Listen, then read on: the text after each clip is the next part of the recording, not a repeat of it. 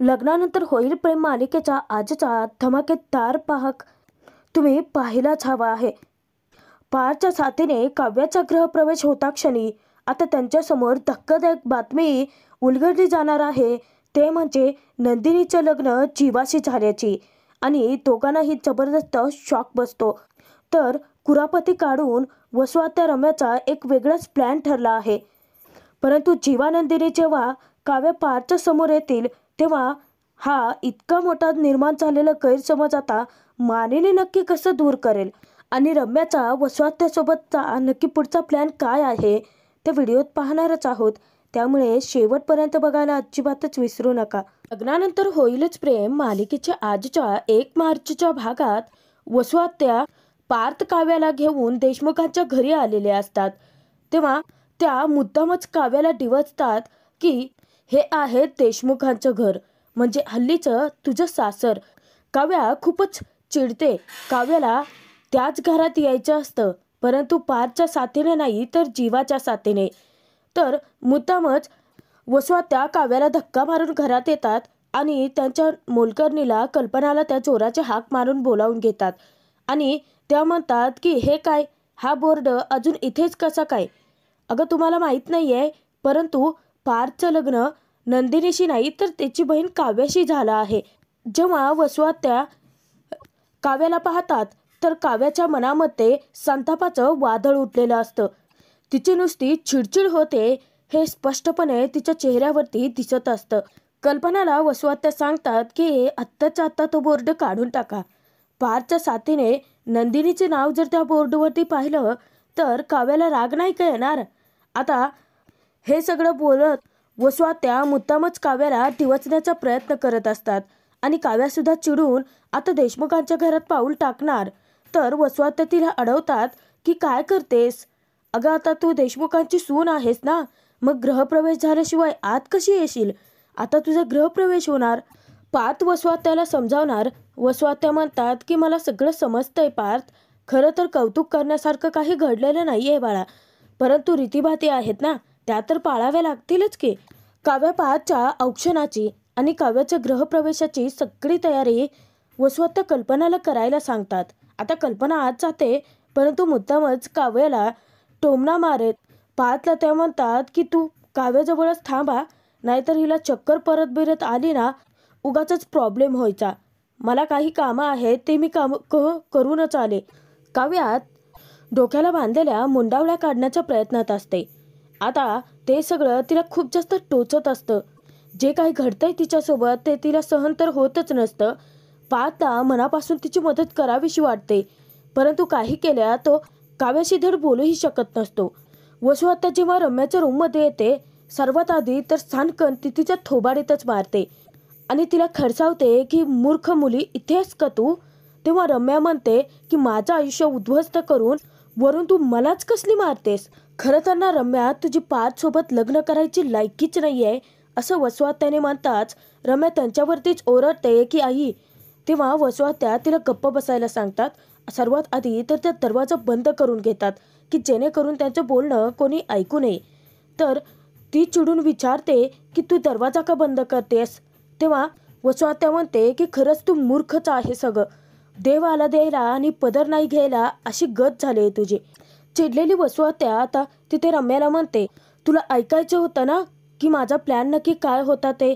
मग ऐक, मी नंदिनीला तिच्या स्वतःच्याच लग्नातून किडनॅप केलं होतं आणि तिचा एक खोटा व्हिडिओ सगळ्यांना पाठवला की मला पार्थसोबत लग्न करायचं नाही आहे, माझं दुसऱ्याच मुलावरती प्रेम आहे।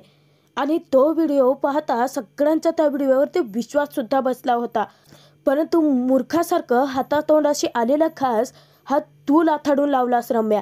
ही सत्यता ऐकताच रम्याच्या पायाखालची जमीनच सरकते आणि तिला आता पश्चाताप होतो की आपण आपल्याच आईवरती संशय घेऊन किती मोठी माती खाल्ली आहे। वसुआत्याचा नुसता संताप होतो। इकडे काव्याला मात्र पुन्हा चक्कर यायला लागते। आता पार्थ तिला सावरणार तर काव्याला पार्थची मदतच नको असते। घरातील सर्वच जण आता तिथे पोहोचलेले असतात, मिथुन दादा, मंजू आत्या आणि त्यांच्या दोन्ही मुली सुद्धा। तर त्या विचारतात की इथे कशाला थांबलात तुम्ही, आतमध्ये जायचंय ना? तेव्हा पार्थ सांगतो की वसुआत्याने गृहप्रवेशासाठी थांबवले आता मुद्दामच मंजू आता तिला टोमणा मारते की अच्छा, म्हणजे एवढं सगळं घडून सुद्धा हिला गृहप्रवेश करायचं आहे वाटतं. तेव्हा मिथुन दादा तिला ओरडतात की कधी कुठे काय बोलायचं हे तुला कळत नाही का ग? चल गपचूप घरात आणि गृहप्रवेशाची तयारी कर. मिथुन दादा त्यांच्या दोन्ही मुलींना घेऊन जातात, परंतु मंजू आत्या जाता जाता मुद्दाम काव्याला जोराचा धक्का मारून जाते. पाहतलं हे अजिबात पटत नाही, परंतु काव्याला आता पुढे जाऊन किती आणि काय काय सहन करावं लागणार आहे या घरात, याच्या विचारातच काव्या पडते. आता वसवात त्यांनी सगळी कहाणी तर ऐकवलेली असते, परंतु रम्याला वाटतं की ती सगळी मनगढंत कहाणी आहे आणि त्याच्यावरती काही तिचा विश्वासच बसत नाही. तेव्हा ती विचारते की अच्छा आई, हा तुझा प्लॅन होता का ग? मग मी त्याच्यावरती विश्वास कसा ठेवायचा होता? मी स्वतःच्या डोळ्यांनी पाहिले आज. तू त्या नंदिनी पाथच्या सुखी संसारासाठी त्यांना आशीर्वाद देत होती आणि मामांकडून हे दागिने घेत होतीस. वसू आता तिला समजावतात की मूर्खच आहेस खरंच तू. अगं ते सगळं मी त्यांच्यासमोर केलेलं नाटक होतं, कारण माझा हेतू नक्की काय आहे हे कोणालाही मला कळू द्यायचं नव्हतं. आणि तसंही ती नंदिनी माझी कोण लागते ग? तिला जो आशीर्वाद दिला होता ना तो खोटा होता. मी त्या नंदिनीला आशीर्वाद नाही तर फक्त तळतळाटच देऊ शकते. मनापासून पार्थ नंदिनीला आशीर्वाद देणारी वसू हा फक्त विक्रम मानिनीसमोर केलेला एक दिखावा होता. रम्या, तुला कळत कसं नाहीये? आजपर्यंत तुझ्या मनाविरुद्ध एकही गोष्ट केली आहे का बाळा मी? तू त्या लग्नातून निघून गेलीस, परंतु त्यानंतर मला काय काय बघावं लागलंय ना हे तुला माहितीच नाहीये. तेव्हा रम्या विचारते की काय? मी गावातून निघून आल्यानंतर खूप काही घडलंय. नक्की काय काय घडलंय? अगं, तो खोटा व्हिडिओ पाहिल्यानंतर सगळ्यांना वाटतं की नंदिनी पळपुटी निघाली, लग्न सोडून ती पळून गेली. आणि त्यानंतर सगळे गावकरी आता इतके संतापलेले होते की जे यशवंतराव होते त्यांनी पार्थ काव्याच्या लग्नाचा निर्णय घेतला आणि त्याच मांडवामध्ये नंदिनीच्या ऐवजी काव्यासोबत पार्थचं लग्न झालं. ही सगळी कहाणी, सगळा प्रसंग वसू आता एक एक करून रम्याच्या कानावरती घालते. रम्या आता पूर्णपणे हादरते आणि धक्क्याने विचारते की काय? काव्याचं लग्न पार्थशी? हा धक्का आता रम्याला सहनच होत नाही. रम्याने खूप मोठी माती खाल्लेली असते आणि तिला त्याचा पश्चातापही होतो. इकडे मोहितांच्या घरी मात्र सर्वच जण आता खूपच चिंतेत असतात. आरू आपला राग व्यक्त करते की काय थर्ड क्लास गाव होतं ते. मरायचं असेल ना कोणाला तर त्या गावातच जावं सगळ्यांनी. सगळ्या लिमिट्स क्रॉस केल्या. कसली जबरदस्ती आहे यार ही. आरूची आता खूपच चिडचिड होत असते. ती म्हणते की एखाद्याच्या मनाच्या इच्छेपेक्षा बंधन मोठं कधीही नसतंच. चिडलेली आरू आता उठते आणि म्हणते की मला तर असं वाटत होतं की एकेकाचा गळाच दाबावा, स्पेशली ते यशवंतरावाचा. तो यशवंतराव मांडवात काय आला आणि माझ्या दोन्ही बहिणींची आयुष्य उद्ध्वस्त झाली. तेव्हा धनंजय शादा दोघेही आता त्यांच्या मुलीला आरूला समजावण्याचा प्रयत्न करतात. तेव्हा आरू म्हणते की कशी शांत हो बाबा, अहो त्या लग्नामध्ये आणि येताना सुद्धा मी गप्पच होते, निदान आत्ता तरी मला बोलू देत. गावकऱ्यांनी वेडेपणाचा कळस तर गाठलेलाच असतो, परंतु त्या सगळ्या प्रकारामध्ये आरू सर्वात जास्त तर तिच्या बाबांवरती चिडते आणि या सगळ्यांना कारणीभूत ती त्यांना सुद्धा ठरवते. ती म्हणते की बाबा, मान्य आहे मला की त्या लोकांनी तुम्हाला प्रेशराईज केलं होतं, अहो परंतु वेळ निभावून न्यायची ना. तुम्ही जर तयार झाला नसतात ना तर हे सगळं आधी घडलंच नसतं. आरूचा जीव नुसता काव्यासाठी तिळतिळ तुटतो आणि ती म्हणते की काव्याला या लग्नासाठी तयार करत असताना मला बाबा असं वाटलं की जणू काही मी तिला फासावरतीच लटकवते. बिचारी काव्या या लग्नासाठी कशी तयार झाली आहे ना तिचं तिला माहिती असेल. बाबा, काव्याच्या जागी जर मी असते ना तर तुमचं कोणाचं काही ऐकलं नसतं, उलट मी या लग्नातून पळून गेले असते. इकडे सगळी कहाणी ऐकल्यानंतर रम्याला नुसतं घोर पश्चाताप होतो आणि वसुआत्या म्हणतात की तुझ्या एका मूर्खपणामुळे ह्या तुझ्या चुकीने सगळं उद्ध्वस्त केलंस तू. तेव्हा रम्याची स्वतःवरती चिडचिड होते. स्वतःला दोषी समजत ती म्हणते की का या लग्नातून निघून गेले मी? का माझी बुद्धी अचानकपणे फिरली? माझ्या आयुष्यात पाहिलेलं सगळ्यात मोठं स्वप्न मी स्वतःच लाथाडलं. माझा पार्थ, माझं प्रेम मला कधीच आता मिळणार नाही. आणि रम्या डोक्यालाच हात लावते. सर्वात आधी तर ती तिच्या आईची माफी मागते. तेव्हा वसुआत्या चिडून म्हणते की सॉरी, त्या सॉरीचं काय आता लोणचं घालायचं आहे का? आतापर्यंत रम्याला पश्चाताप तर होत असतो, परंतु जेव्हा वसुआत्याच्या तोंडून दुसरं सत्य बाहेर पडतं, आता रम्या तिथे वसुआत्यालाच हादरवून सोडते.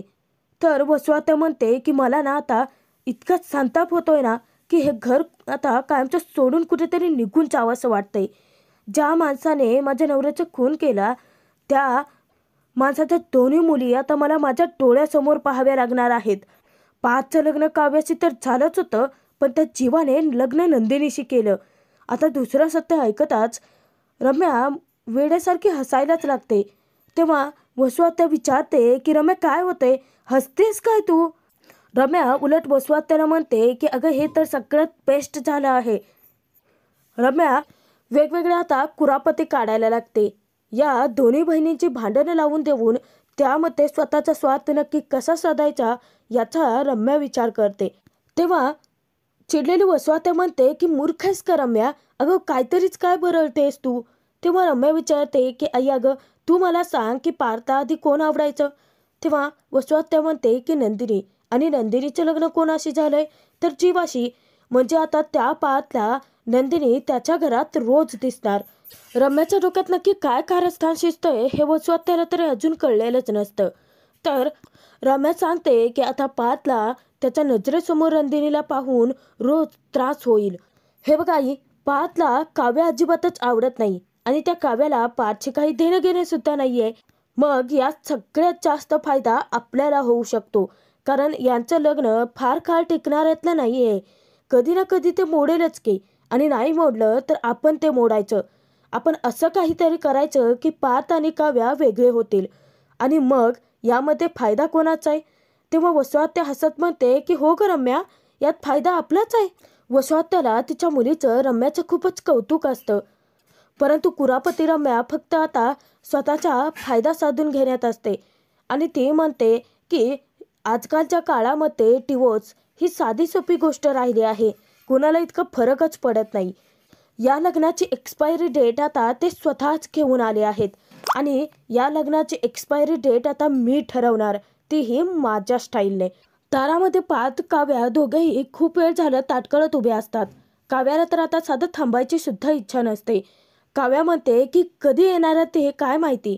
आता काव्या घरात पाऊल टाकणार तर मंजू आत्या येऊन तिला अडवते आणि मुद्दामच टोमणे मारत म्हणते की कसं आहे ना, तुमचं स्वागत या घरामध्ये खरं तर जंगीच व्हायला हवं होतं, परंतु स्वागत करायला इथे कोणी नाही आहे आणि कोणाची इच्छा सुद्धा नाही आहे. तेव्हा काव्या रागाने त्यांच्याकडे बघते. चिडलेली काव्या आता पुन्हा मापटं ओलांडून घरात प्रवेश करणार तर मंजू आत्या म्हणते की अगं थांब थांब, एवढी काय घाई आहे? अगं वसुआत्या यायच्याच अजून. आणि मिथुन दादाला ती सांगते की जा वसुताईला पटकन बोलावून घेऊन या. मिथुन दादाला मंजू आत्याचा हे टोचून बोलण्याचा खूपच राग येत असतो, परंतु बिचारे काही तिला बोलूही शकत नसतात. आता सगळेच जण घरातले टोचून बोलतायत हे पार्थच्या सुद्धा ध्यानात येतं बरं का, परंतु तो सुद्धा शांत असतो, कारण त्याला आता कोणताही तमाशा नको असतो. मंजू आत्या वसु आत्या यांना वाटत असतं की नंदिनी काव्याला ते त्रास देऊ शकतात, परंतु त्यांना माहीत नाहीये की त्या दोघे आगीशी खेळ करतायत. त्यांना माहीतच नाहीये की काव्या नक्की काय चीज आहे ती त्या दोघींना सुतासारखी सरळ करूच शकते. मंजू आत्या मनोमन म्हणते की तुला सुखाने मी जगू देणारच नाहीये काव्या. मिथुन दादा इकडे वसु आत्या रम्याला म्हणतात की अरे काय तुम्ही इथे गप्पा मारत बसलेत, मुलं खाली ताटकाळलेत, चला पटकन गृहप्रवेश करायचा आहे ना. तेव्हा रम्या म्हणते की हो हो काका, आम्ही आलोच, तुम्ही जा पुढे. तर मिथुन दादा गेल्यानंतर रम्या तिच्या आईला म्हणते की चल आई, आपण खाली जाऊन मस्त मज्जा बघूयात, कारण त्या पार्थला हे माहीत नाहीये की नंदिनीचं लग्न जीवाशी ऑलरेडी झालंय. आता मलाही बघायचं आहे की जेव्हा नंदिनीचं लग्न झालंय हे पार्थला कळेल तेव्हा तिच्या जीवाची नक्की काय घालमेल होते. नंदिनी काव्याचं आयुष्य फक्त आणि फक्त तुमच्यामुळे उद्ध्वस्त झाले असं जेव्हा आरू धनंजयवरती ठपका ठेवते, आत्तापर्यंत शांतपणे ऐकून घेणारा धनंजय म्हणतो की बस कर आरू, माणूस म्हणून कदाचित चुकत असेल मी, परंतु बाप म्हणून कधी चुकणार नाही आहे. मान्य आहे मला की हे लग्न जबरदस्तीने झालं आहे, परंतु माणसं चुकीची नाही आहेत. मान्य आहे मला की हे लग्न जबरदस्तीने लावण्यात आलं आहे, परंतु माझ्या दोन्ही मुलींवरती आणि आम्ही त्यांच्यावरती केलेल्या संस्कारांवरती पूर्ण विश्वास आहे. आत्ता जरी हे नातं जबरदस्तीने जोडलं असलं तरी हे नातं त्या दोघी उत्तमरित्या सांभाळून घेतील आणि ते नातं निभावतील सुद्धा. तेव्हा आरू चिडूनच म्हणते की हो, निभावतील ना. आता विहिरीत ढकललंच म्हटल्यानंतर त्या बुडणार नाहीत, पोहायला शिकतील. इकडे मंजू आत्या, पार्थ काव्याचा गृहप्रवेश होणारच असतो तेव्हा त्यांचं आधी औक्षण करून घेतात. इतक्यात रम्या येते. रम्या जेव्हा पार्थला पाहते तेव्हा पार्थ हे आता मान खालती घालतो. पाहता तर हे सगळं खूप जिव्हारी लागलेलं असतं. रम्या जेव्हा काव्याकडे बघते तर काव्या अगदी सुन्न झालेली असते. बिचाऱ्या पिहूला सुद्धा खूपच वाईट वाटतं, कारण एकट्या पिहूला माहिती असतं की काव्या जीवाचं एकमेकांवरती किती प्रेम आहे ते, परंतु प्रत्यक्षात आता भलतंच काहीतरी घडून बसलेलं असतं. आता औक्षण करून झाल्यानंतर मंजू आत्या मुद्दाम काव्याला डिवचण्याचा प्रयत्न करते आणि ती म्हणते की खरं तर ना वसुताई, आपल्या श्रेयाने पार्थ काव्याला म्हणायला पाहिजे की मला मुलगा झाला ना की तुमची मुलगी मला द्याल ना. आणि ते सगळेच जण आता फिदी हसत असतात, परंतु काव्याला इतका संताप होत असतो या सगळ्याचा. एकतर जबरदस्तीने हे सगळं तिच्यावरती लादलंय आणि आता अजून या सगळ्या जणी त्यांची मजा बघतायत, तिची चेष्टा मस्करी करतायत. काव्याच्या मनात इतका राग साचलेला असतो ना, तरीही तिने स्वतःला कंट्रोलमध्ये ठेवलेलं असतं. वसुताई म्हणते की काव्या, अगं चिडतेस कशाला इतकी बाळा? अगं या सगळ्या रीतीभाती आहेत तर त्या पार पाडायला हव्याचत ना. बरं जाऊ देत, ते सगळं सोडून दे, तू आतमध्ये ये बरं माप ओलांडून. आता काव्या माप ओलांडणार. मुद्दाम वसु आत्या नंदिनीचा विषय काढते आणि ती म्हणते की खरं तर ना तुझ्या जागी आत्ता इथे नंदिनी असायला हवी होती, परंतु हरकत नाही, आता तू आहेस म्हटल्यानंतर चालेल आम्हाला. माप ओलांड आणि आतमध्ये ये. सगळ्याच जणी मुद्दाम एक एक करून आता काव्याला डिवचतात. काव्याच्या मनात आता वेगळीच खळबळ माजलेली असते. चिडलेली काव्या चोराची माप आता लाथाडूनच देते. तेव्हा विक्रम मानिनीला मोठा धक्काच बसतो. तर काव्याला मानिनी म्हणते की काव्या, अगं हे काय केलंस? आणि ती श्रेयाला सांगते की जा दुसरं माप पुन्हा घेऊन ये. तेव्हा काव्याच्या मनाची होणारी तगमग मानिनीला बरोबर समजते आणि ती तिला समजावण्याचा प्रयत्नही करते. मानिनी ही सगळी परिस्थिती अगदी छान हाताळते आणि काव्याला प्रेमाने समजावते की काव्या, हे जे माप असतं ना बाळा, ते लक्ष्मीचं रूप असतं आणि घरात येणारी सून ही लक्ष्मीच असते ना, आणि हे माप म्हणजे तिच्या पावलांनी येणारं लक्ष्मीचं समृद्ध रूप असतं. बाळा, ते असं लाथाडायचं नसतं, असं मानिनी आता खूप प्रेमाने तिला समजावते. काव्याची घालमेल ही फक्त मानिनीच्या बरोबर लक्षात येते. बाकीच्या सर्वच जणी काय आता त्यांची हसून मजा तर पाहायला मोकळ्याच असतात आणि मुद्दाम काव्याला डिवचण्याचा प्रयत्न करतात. या कुरापती करून तर त्यांना स्वतःचा स्वार्थ साधायचा असतो. इकडे शारदाला मात्र खूपच वाईट वाटतं. धनंजयला ते विचारते की खरंच आपण यांची लग्न लावून मोठी चूक तर केलेली नाहीये ना. तेव्हा धनंजय म्हणतो की हे बघ शारदा, उगाच वेडे वाकडे विचार स्वतःच्या मनात आणूच नकोस आणि आरुषी तू उगाच माझ्यावरती कसलेही आरोप करू नकोस. मी काही चुकीचं केलेलं नाही आहे.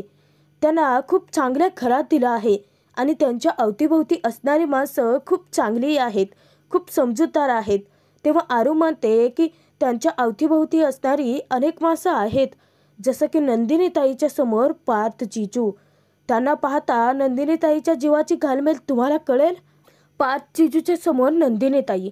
बाबा, तुम्हाला कळत नाही आहे, ज्याच्याशी आपलं लग्न होणार असतं त्याच्याशी लग्न न होता त्या व्यक्तीसोबत आपल्या बहिणीला संसार करताना बघणं हे किती पेनफुल असणार आहे ताईसाठी, हे तुम्हाला कळतंय का? जरा कल्पना करून बघा बाबा. आरू आता सगळं होऊन गेल्यानंतर धनंजयचे डोळे उघडवण्याचा प्रयत्न करते. बाबा, आणि काव्याची अवस्था काय असेल, असं जेव्हा आरू सांगते तेव्हा शारदा धनंजयला आता खूपच वाईट वाटत असतं. इकडे दुसरं माप आणून मानिनीने आता काव्याला सन्मानाने गृहप्रवेश करायला सांगितलेला असतो. काव्या ते माप ओलांडते आणि श्रेया तोपर्यंत कुंकुवाचं पाणी घेऊन येते. तर मानिनी तिला समजावते की हे बघ, हे कुंकुवाचं पाणी आहे, याच्यामध्ये पाय ठेव आणि लक्ष्मीच्या पावलांनी या घरात गृहप्रवेश कर काव्या.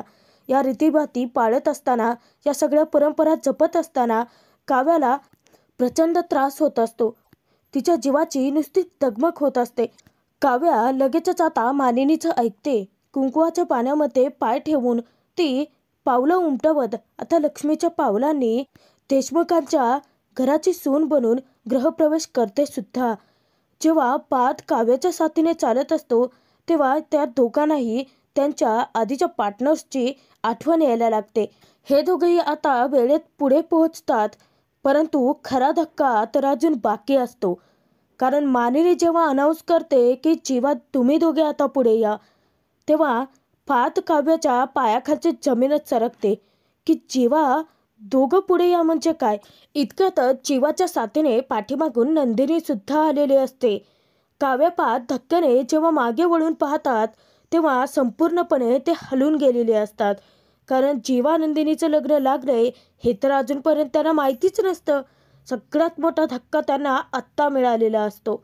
तर मित्रांनो, आजचा हा भाग इथेच संपतोय. पुढील भागात आपण पाहणार आहोत मानिनी तिथे त्यांना सांगते की जीवा आणि नंदिनीचं लग्न झालंय. हा धक्का पाठ काव्याला सहनच होत नाही. तेव्हा मानिनी त्या दोघांना आता गृहप्रवेश करायला सांगते. नंदिनी अगदी सन्मानाने माप ओलांडते आणि कुंकवाची पावलं उमटवत देशमुखांची घरची सून बनून त्यांच्या समोर जीवाच्या हाती हात देऊन चालत येते. आता या दोन्ही जोड्यांमध्ये प्रचंड मोठा गैरसमज झालाय आणि या दोघी बहिणींना आता खूप मोठ्या आव्हानाला, अग्निपरीक्षेला सामोरं जावं लागणार आहे. परंतु हे जे काही घडलं आहे या सगळ्या प्रसंगानंतर सुद्धा या दोन्ही जोड्यांचं एकमेकांवरचं प्रेम नक्की कसं फुलेल हे पाहणं तितकंच